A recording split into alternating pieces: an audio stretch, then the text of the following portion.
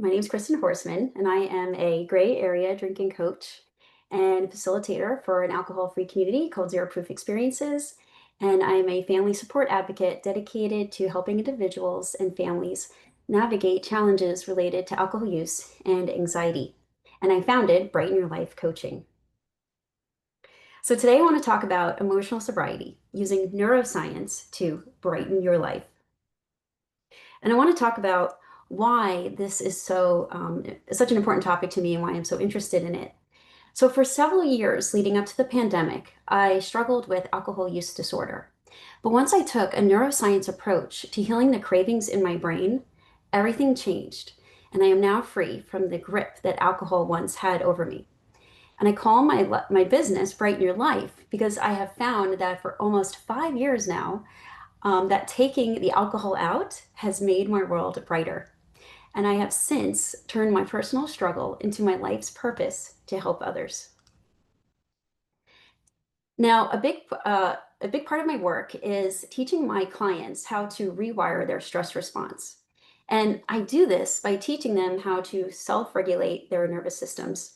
And we work together to explore new ways to do that.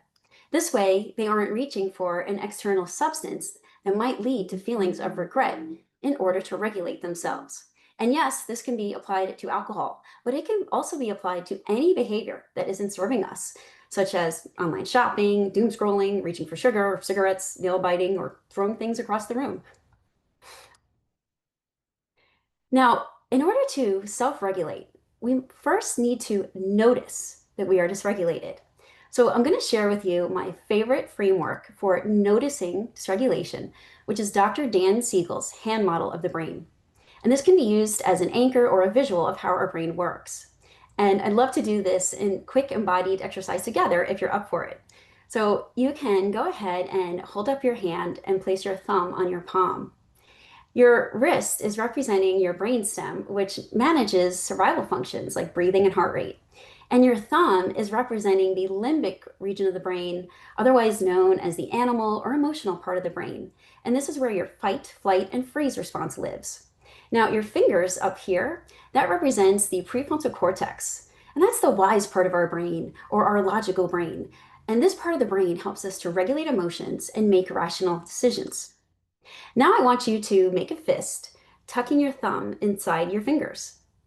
So when all of these regions are connected, this is where emotional sobriety happens. Now, because we're all human, having a human experience, we're all going to experience dysregulation from time to time. And when a moment of stress hits us, the animal region of the brain, that fight, flight, or freeze, gets triggered, and you flip your lid. Now, this means that your prefrontal cortex, that logical part of your brain, it goes offline. To me, it's like it's left the building, and now the animal brain is running the show. And it's important to note that the animal brain does not understand language, and it cannot be reasoned with, and it is going to push you towards those impulsive reactions. And when we notice that we're dysregulated, it buys us time so that we can reach for nervous system tools instead of alcohol or those habits that we're trying to change. Now, every time we practice noticing, we are building up that skill by engaging new circuits of the brain and building a new neural pathway for it. And additionally, every time we do reach for a tool such as, let's say, breathing or walking or grounding, we're strengthening that prefrontal cortex and limbic connection, making it easier to respond calmly to stressors over time.